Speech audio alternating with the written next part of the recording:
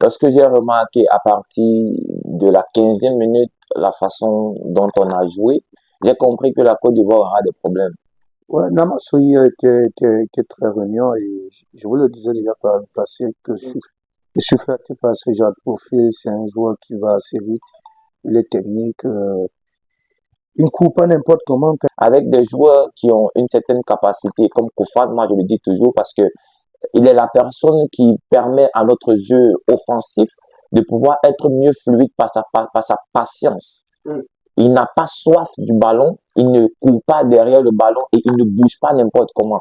Il me rappelle un peu Samuel Eto'o dans sa façon de faire. Et pour le peu de temps qu'ils ont travaillé avec la canne, on essaie de voir déjà quelque chose qui sort. On voit un peu, on voit la touche par goût déjà. Et on a remarqué qu'il y a eu un peu plus de fluidité, un peu plus de cohésion entre Brian et Kofan sur la capacité à pouvoir dérouler et à changer de rythme dans les transitions offensives, effectivement. Et vous avez constaté que les Ivoiriens, toujours sur Namasso, étaient obligés de commettre des fautes aussitôt. Queen Africa.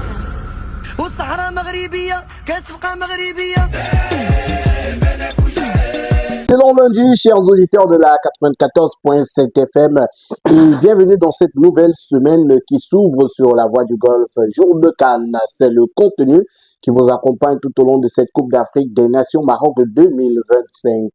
Et en cette journée, nous parlerons du match Cameroun-Côte d'Ivoire parce que bien sûr, c'est la rencontre qui a retenu toutes les attentions hier.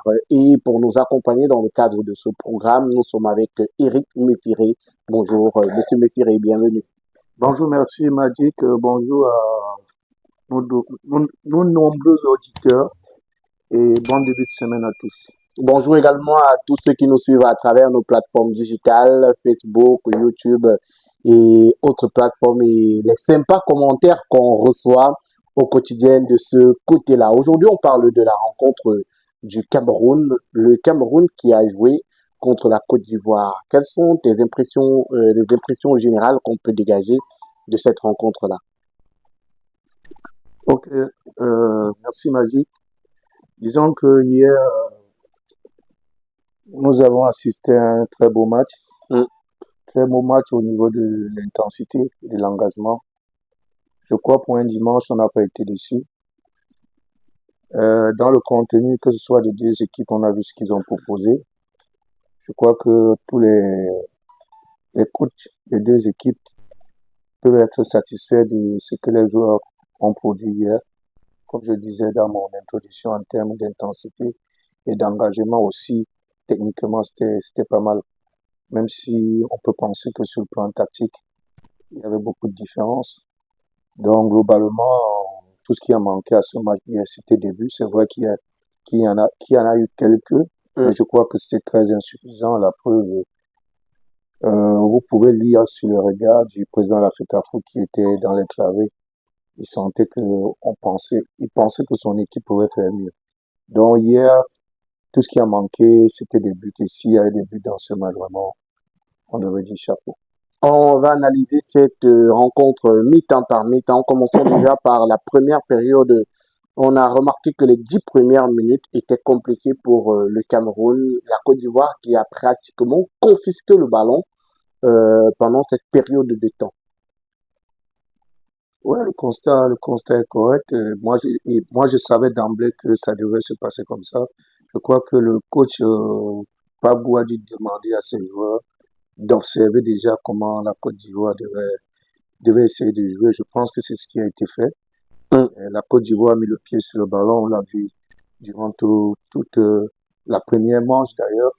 Mais toujours est-il que le plus important pour l'équipe de Lyon, c'était de les observer, voir comment ils jouent dans l'optique de les reprendre plus tard. Et je crois que c'est ce qu'ils ont pu faire durant le match. Voilà, on a remarqué que les Lions indomptables du Cameroun ont fait les 10 premières minutes compliquées. Et d'après Eric, c'était l'observation. Mais après, les Lions qui laissaient beaucoup d'espace à la Côte d'Ivoire et on l'a vu, ça a failli payer cash, toujours dans ces 10 premières minutes et même pendant toute la rencontre. Oui, bien sûr, on a trouvé beaucoup d'espace dans le dos de l'équipe de Lyon. Et comme je vous le disais déjà la dernière fois, le dispositif avec trois défenseurs derrière ne rassure pas franchement que les lignes seront forcément serrées. C'est les automatismes où il faut prendre le temps. Il faut prendre le temps pour bien huiler. Et je crois que jusqu'à présent, tout n'a pas encore été bien huilé. Le coach Pabou aura à refaire dans ce sens. Voilà, les Lions remontables du Cameroun qui s'en sortent avec un but partout pendant cette rencontre-là. Eric, un but partout, c'est un sport, c'est le sport qui mérite cette rencontre-là. Or, sincèrement, moi, je crois pas que jouer la Côte d'Ivoire, ce serait toujours intéressant de finir par des scores de parité. Euh, Ils nous ont habitués quand il y a ce genre de match à marquer des buts, mais hier, on n'a pas été au rendez-vous dans ce sens-là. Les gars n'ont pas été assez cliniques. Il y a eu 2 buts dans le match, un somptueux but de Diallo, et puis voilà, un coup de chance pour Tiamadou. Donc, je crois que on avait mieux à faire, on avait mieux à faire. Je dis le seul côté négatif de ce match, c'est le fait qu'il n'y ait pas eu assez de buts. Grosse promo chez Intenseware. Offrez-vous des espadrilles et babouches à seulement 10 000 francs CFA. Oui, je dis bien 10 000 francs CFA. Pour un look unique et un style affirmé, Intenseware, c'est ce qu'il vous faut. Des espadrilles et babouches en dope, Togo, Bogoland, Kente et bien d'autres tissus africains.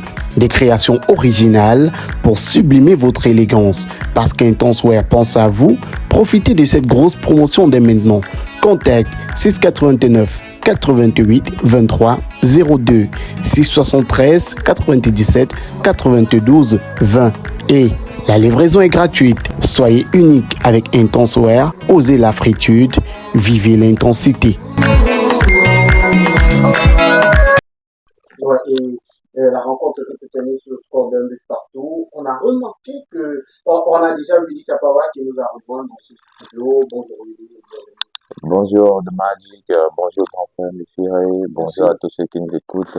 C'est un plaisir pour moi d'être là encore ce matin. Alors, on parle de cette rencontre-là, les impressions générales. Qu'est-ce que tu tires, qu'est-ce que tu retiens de cette rencontre? La rencontre du match a été quelque chose de fabuleux. Il est capital de remarquer que on ne s'attendait pas vraiment à ce type de match. C'est vrai qu'il y avait l'engouement tout autour de l'enjeu, mais on n'avait pas prémédité la capacité des Lions indomptables à se mouvoir dans cette atmosphère capitale au niveau du contenu qu'ils nous ont proposé. Il y a une satisfaction au niveau du résultat, il y a une satisfaction au niveau de leur façon de faire. Pour moi, en tout cas, il y a des choses à améliorer, mais pour ce que j'ai déjà vu hier contre la Côte d'Ivoire, ils ont montré qu'ils peuvent faire quelque chose de plus grand. Et les 10 premières minutes étaient compliquées pour les Indomptables du Cameroun. D'après toi, c'est dû à quoi? Je pense que l'entame des matchs comme celui d'hier n'est pas toujours quelque chose facile à faire parce que vous savez, il y a beaucoup de choses qui tournent autour d'un match comme celui d'hier, d'autant plus que on l'engage avec un peu de frousse, avec un peu de timidité. On se dit, bon, on a face à la Côte d'Ivoire, une équipe assez très capitale, très costaud. Qu'est-ce qu'on fera? Est-ce que dans les premières 10 minutes, on pourra lui donner le temps d'observer, prendre la température, question pour nous de voir ce qu'il y a lieu de faire dans les prochains. Voilà, et le Cameroun qui a pris la température. Rappelons déjà que David Pagou, sélectionneur des Lions indomptables du Cameroun, est parti avec la même équipe, à l'exception de Kofan, qui était positionné dans la pointe de l'attaque à la place de Kal Eta. Et on a passé dans les goals une défense en 3, chez Malone, Koto et Noutolo, et un milieu de terrain à 6, Baleba, Namasso, Arthur Avom, Tiamadou, Yongwa comme piston, juste devant eux, Brian Domo, et dans la pointe de l'attaque, Kofan, je le disais tantôt. Eric, on a David Pagou qui est reparti avec le même classement. Était-ce une bonne idée? Même système de jeu, même classement, les mêmes hommes à 99%. Oui, je crois que c'était une bonne idée parce que, comme on dit souvent, on change pas une équipe qui gagne. Cette équipe a donné satisfaction au coach au premier match, même si l'équipe qu'on avait en face n'était pas un foot de guerre. Il prend le risque de reconduire cette équipe et il change seulement avec l'entrée de Kofan qui est pas mal. C'était un bon profil. Je crois qu'il n'a pas seulement eu un bon temps d'adaptation parce que il aurait commencé contre une équipe un peu moyenne. Je crois que ça lui aurait facilité la tâche, mais le dispositif avec les joueurs que M. Pabou a proposé hier, pour moi, je crois qu'il n'y en aurait pas mieux pour l'instant. Et Willy Kapawa, est-ce que Kofan a été un plus pour le secteur offensif des Lions indomptables du Cameroun? Ouais, évidemment, il a été un plus. On a remarqué la différence au niveau de ses mouvements. On a remarqué la différence au niveau de sa capacité à jouer de manière simple. On a remarqué aussi sa capacité à se projeter vers l'avant. Il est quelqu'un qui joue simple mais très efficace. Si vous avez remarqué, il a mené la défense ivoirienne avec de grandes difficultés par rapport à sa façon de faire. Si ce n'était un coup de chance pour les Ivoiriens, il aurait marqué dès la première mi-temps. Il a mis un ballon sur la barre transversale. Juste avec un mouvement de contre-appel, il a battu le défenseur et il s'est retrouvé dans une situation où il pouvait marquer un but. Je dirais qu'il a été un très grand plus pour notre attaque et je crois que son impact a été totalement visible. Mais Eric, on a vu Kofan avec très peu de ballons, mais son jeu sans ballon a été énorme parce qu'on s'est rendu compte que Brian Bomo avait beaucoup plus d'espace dans cette rencontre-là. On a remarqué que Brian Bomo pouvait beaucoup plus s'exprimer parce qu'il avait devant quelqu'un qui pouvait attirer les défenseurs. Willy Kappa l'a dit avec ses appels contre appels, avec ses déplacements. Ouais, voyez-vous, c'est aussi ça les grands joueurs, c'est de savoir qu'à un moment donné, il y a un temps faible et en majorité, Kofan a, pardon, a été obligé d'observer ce temps faible, mais on peut dire temps faible parce qu'il n'avait pas le ballon, mais comme Willy le disait, il faut voir ses courses, ses appels, c'était vraiment bien. Et je crois que pendant qu'il faisait ça, ça donnait la facilité à d'autres de s'exprimer. Mais vous avez vu, quand il a fait ça pour une fois où on a pu le trouver, il était face au jeu. Il a trouvé la transversale, mais je crois que c'était insuffisant. Je crois que pour les matchs à venir, ça va plutôt bien se passer pour lui. Est-ce qu'on peut dire, Lee, que Brian Bomo est plus dangereux lorsqu'il joue avec un joueur, on le disait la dernière fois, un joueur qui peut combiner, qui peut comprendre ses déplacements, qui peut comprendre sa façon de réfléchir. On l'a vu sur quelques ballons où Kofan a pu jouer facilement en 1-2 avec Brian Bomo et ça se passait plutôt bien. Est-ce qu'on peut dire que Brian Bomo est plus à l'aise avec ce genre de profil, avec ce profil de joueur? Ouais, je vous le dis la fois dernière. Lorsqu'on est entouré de quelqu'un qui répond à nos attentes de manière intelligente, on a la capacité de se donner autant de plaisir à jouer. Et on a remarqué qu'il y a eu un peu plus de fluidité, un peu plus de cohésion entre Brian et Kofan sur la capacité à pouvoir dérouler et à changer de rythme dans les transitions offensives. Je crois que Brian Demo s'est senti beaucoup mieux à l'aise dans sa façon de faire, dans sa façon de jouer et dans ses mouvements aussi. Parce qu'il est important de comprendre son partenaire, savoir à quel moment il faut décrocher, occuper les espaces et libérer les espaces. Je crois que Kofan a cette capacité de ne pas être pressé. Et vous voyez, il n'est pas pressé d'avoir le ballon. C'est quelqu'un qui est susceptible de pouvoir sentir le danger. Dans quel espace il doit bouger. Ceci permet à Brian Bomo de se retrouver dans les endroits les plus dangereux dont il a besoin. Et je crois que par rapport à ce match, il nous a donné bonne impression, même s'il n'y a pas, on a senti il nous a laissé avec un goût inachevé, mais on a quand même confiance à ce qu'il est capable de pouvoir produire et donner à notre nation. Et Eric Willy l'a dit, on a remarqué un Kofan extrêmement patient, lui qui ne court pas vers tous les ballons. Il attend, il connaît le bon moment, il connaît quand il faut frapper. Est-ce que c'est le même constat? Bien sûr, c'est le même constat. C'est ce que j'appelais tout à l'heure les temps faibles, où il prend le temps d'observer. Tout ce qu'il peut faire, c'est de faire des appels, soit dans la profondeur, soit venir soutenir ceux qui jouent à côté de lui. Donc pour moi, c'est une phase de jeu, c'est une phase de jeu et qui a pu à un moment donné déstabiliser les joueurs ou bien la défense ivoirienne. Vous avez vu quand pour une fois où ils n'ont pas été attentifs sur ces différents appels, il a trouvé malheureusement le montant. Et on a remarqué que le Cameroun avait sur le plan offensif plus d'atouts que lors de la rencontre contre le Gabon, Willy. On a deux occasions nettes de but manquées en première période. Ça aurait pu changer la physionomie de cette rencontre-là. Exactement.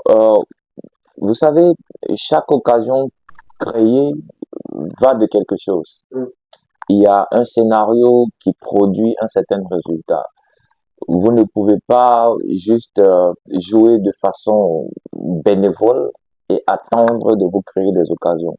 Lorsque j'ai remarqué à partir de la 15e minute la façon dont on a joué, j'ai compris que la Côte d'Ivoire aura des problèmes. Pourquoi? Parce qu'on a commencé à mettre le pied sur le ballon. Lorsque vous commencez à montrer à une équipe que vous pouvez aussi jouer au football, l'équipe en face commence à se préparer aussi. Et je crois que les occasions que nos compatriotes ont créées n'ont pas été un fait du hasard. Ce sont des choses qui ont été préparées. Le ballon sortait de la défense, on n'était pas pressé à aller vers l'avant, on avait du tempo. Et quand on a du tempo, on a la capacité de pouvoir se créer les espaces, même quand on ne veut pas se les créer. Les espaces se créent de manière évidente parce qu'il y a du mouvement. Et quand il y a du mouvement, automatiquement, il y a des choses qui se produisent, même si vous ne voulez pas, et même si vous n'attendez pas qu'elles se produisent. Avec des joueurs qui ont une certaine capacité, comme Koufan, moi je le dis toujours, parce que il est la personne qui permet à notre jeu offensif de pouvoir être mieux fluide par sa patience. Il n'a pas soif du ballon, il ne court pas derrière le ballon et il ne bouge pas n'importe comment. Il me rappelle un peu Samuel Eto'o dans sa façon de faire. Il n'est pas pressé, mais il se trouve dans les espaces dont il faut, dont on a besoin pour pouvoir créer le danger. Et je crois que dans la partie de la première minute, dans les premiers 45, le Cameroun s'est produit des espaces et des occasions qui ont permis à ce que la Côte d'Ivoire puisse à un moment donné douter aussi d'eux. Et je crois qu'il y a eu du répondant immédiatement après la seconde partie, lorsqu'ils ont marqué, on a eu du répondant parce que il y a eu cette confiance qu'on en avait et on les a montré qu'on était capable de pouvoir les mettre en difficulté. Les Lions indomptables du Cameroun qui font un but partout contre la Côte d'Ivoire, un point, désormais 4 points et dans ce groupe-là, le Cameroun qui gagne la seconde place derrière la Côte d'Ivoire. Il faut le dire, le Cameroun jouera sa troisième rencontre le 31 prochain contre le Mozambique. Le Mozambique qui a battu le Gabon 3-2. Gabon, bon dernier de cette poule-là. Tout va se jouer dans cette dernière journée. Carlos Baleba, reconduit au milieu du terrain, des Lions indomptables du Cameroun. La gêne est passée. Il était titulaire hier. Eric, comment avez-vous trouvé Carlos Baleba dans ce milieu de terrain-là? Est-ce qu'on a des améliorations par rapport aux critiques que vous avez fait la dernière fois ou alors on garde le même Carlos Baleba? Oui, c'est difficile de jouer, d'avoir un potentiel comme celui-là dans une équipe et de le laisser derrière. Je crois que hier, il a fait montre de tout ce qu'on pense toujours de lui. Il a été dans presque toutes les actions, que ce soit sur les phases offensives, que sur les phases défensives. On a trouvé un Carlos costaud hier. On dirait même pas qu'il avait une gêne il y a 72 heures. Donc, je crois qu'il monte en puissance et comme toute l'équipe en général. Donc, je crois que dans les jours à venir, ou bien les matchs s'enchaînant, il sera encore plus meilleur que ça. Et Willy, Carlos Baleba, explosif sur le plan offensif, il peut pousser. Et tu as parlé de tempo tout à l'heure. On a remarqué que c'est lui qui régulait le jeu des Lions indomptables du Cameroun. Il pouvait venir chercher le ballon, il pouvait orienter le jeu, donner le rythme à cette équipe-là. Peut-être c'est le rôle qu'on attend de Carlos Baleba au sein des Lions indomptables du Cameroun. Il le fait absolument bien lorsqu'il décide de le faire. Vous savez, c'est un mec qui a de l'énergie, Il est capable de pouvoir prendre un match en son compte quand il veut et lorsqu'il le veut. Vous avez remarqué qu'il y a des moments où il était vraiment très calme. Il y a des moments où il décidait de changer de rythme. Et quand il décide de changer de rythme, on ne l'arrête pas. La seule chose pour l'arrêter, c'est de commettre les fautes. Et vous savez que avec un mec comme celui-là, si vous avez autour de lui des gens qui peuvent le comprendre, qui peuvent accepter à un moment donné qu'il se projette vers l'avant et qu'il ait un peu de couverture, automatiquement, il fera du mal à l'adversaire.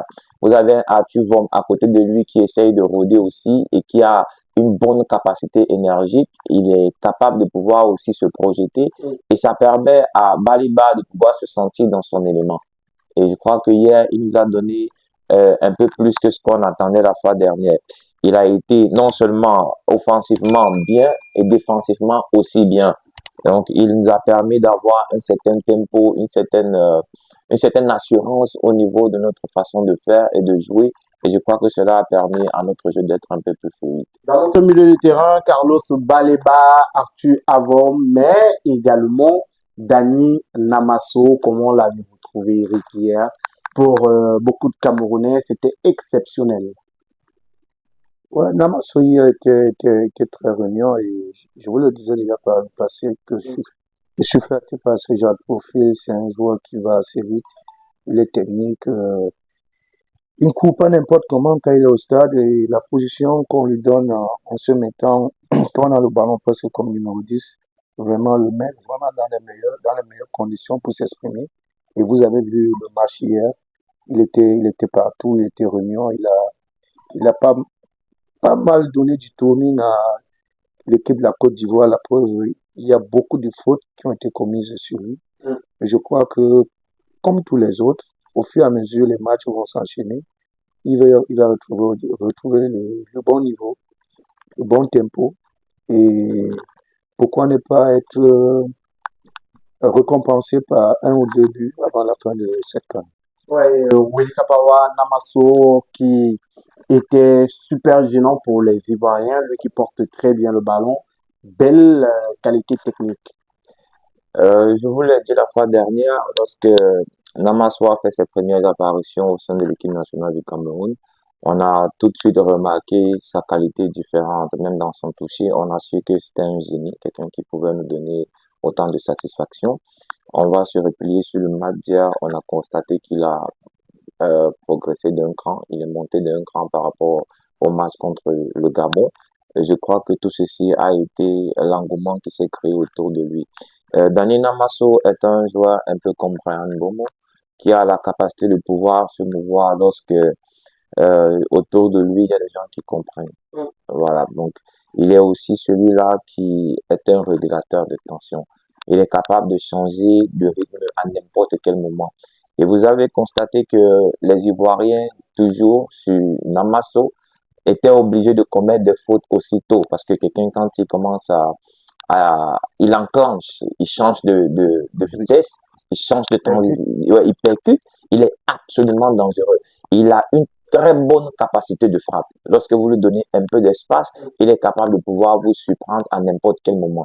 Donc, je crois que hier, il nous a livré un match formidable et spectaculaire. Je crois que les matchs à venir, il y aura encore beaucoup d'autres choses à voir. Je crois que Dani Namasso vraiment nous donne satisfaction lui aussi. Mais Eric, est-ce que ces choses-là qui se mettent en place, est-ce que ce n'est pas dû à la cohésion, au fait que les joueurs ont déjà beaucoup travaillé ensemble, ils ont eu un match d'essai contre le Gabon et qu'aujourd'hui, la touche Pagou est en train de se mettre sur pied avec ce système de jeu qu'on a trouvé insatisfaisant lors de la dernière rencontre qui cette fois-ci a un peu plus payé. On a des joueurs qui comprenaient un peu mieux la tactique qui était mise sur pied. Est-ce que c'est du fait du temps?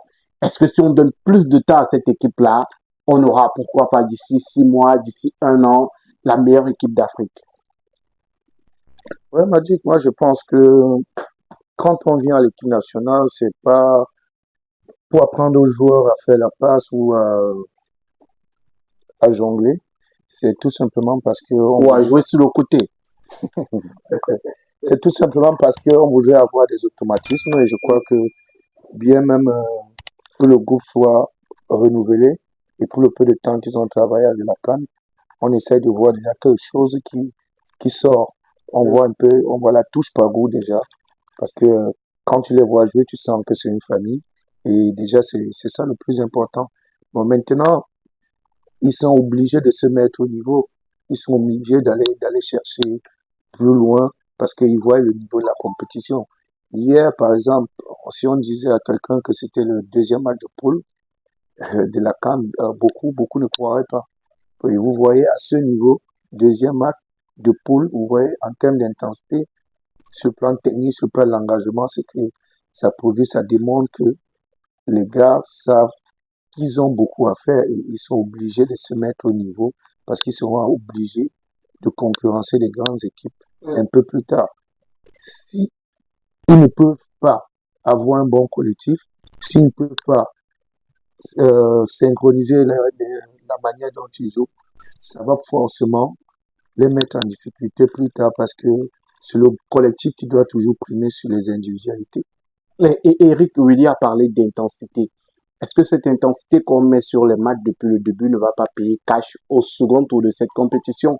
Parce que derrière, on aura certainement des joueurs qui n'auront plus la même énergie avec la fatigue. Et on sait, la Coupe d'Afrique des Nations est très gourmande en énergie et les joueurs le disent. C'est l'une des compétitions en termes d'énergie la plus compliquée. Est-ce qu'au second tour, ça ne va pas payer cash avec des joueurs qui auront déjà tout donné et après, il n'y aura plus la même force dans les jambes? Nous avons de la ressource. Je pense que les sélectionnés savent exactement la raison pour laquelle ils ont été appelés. On n'a pas appelé des gens qui étaient en manque de match dans les jambes, qui étaient juste au quartier et on les a dit non, venez à l'équipe nationale, on va aller jouer la CAN. Non, on a pris des gens qui compétissent, qui savent c'est quoi la compétition et surtout la Coupe d'Afrique des Nations. Nous sommes préparés à ce que au deuxième tour qu'il y ait de la fraîcheur. Je pense que il y a toute une organisation qui se prépare, sachant qu'il y a le deuxième tour, il y a les demi-finales, les quarts de finale, demi-finale et finale. Tous ceux qui ont été sélectionnés ont exactement en tête ce but-là. Ils savent qu'ils ont tout à fait tout ce qu'il faut pour pouvoir donner et garder l'énergie qu'il faut durant le prochain tour. Je crois que le sélectionneur a sélectionné des personnes sur qui il peut compter au cas où on en a besoin. Je crois que ceux aussi qui sont là ne pourront pas manquer de fraîcheur parce que il y a toute une organisation faite pour ça. Vous voyez, après un match, vous avez juste besoin d'un de glace et tout. Vous êtes tout frais. Donc, je crois que la gérance des Lions Indomptables sera aussi au niveau maximal pour permettre à ceux qui ont tout donné de pouvoir récupérer assez rapidement pour le prochain tour. Et Eric, s'il te plaît, je voulais embrayer dans ce qu'il était en train de dire. Par contre, moi, je suis pas aligné avec ce que Willy dit. Je suis d'accord que ces joueurs-là s'entraînent dans leur équipe différente pour proposer des choses pareilles au niveau de l'intensité. Ils sont préparés à jouer comme ça. Mais sauf que là, le rythme, c'est sur 3 jours. C'est sur 3 jours où ils enchaînent les matchs. Et quand je vois notre équipe, par exemple, que j'observe mieux, quand je vois notre équipe, je sens que plus tard, notre milieu de terrain va atteindre la saturation. Il faut voir quand nos matchs finissent, ils sont tous épuisés. Donc pour moi, Monsieur Pabou devait voir cet aspect de la chose, la gestion de ce milieu de terrain-là, parce que c'est le cœur d'une équipe, c'est celle qui sert de transition, celle qui est toujours vouée à la tâche, qu'on le veuille ou pas. Donc pour moi, s'il n'y a pas cette gestion, à la longue, ces gars seront saturés et ça va forcément faire en sorte qu'ils laissent les plumes pour les prochains matchs à venir. Dans tous les cas, les Lions Indomptables, on l'espère, vont passer le second tour. 4 points, c'est déjà bien pour être meilleur troisième. Nous sommes en tête, faut le rappeler. De notre groupe. Ouais. Je pense que nous sommes deuxième. Nous sommes en tête. Ok, de notre groupe. Ok. Dans tous les cas, les Lions Indomptables du Cameroun qui partent jouer le Mozambique le 31 prochain. Queen Africa.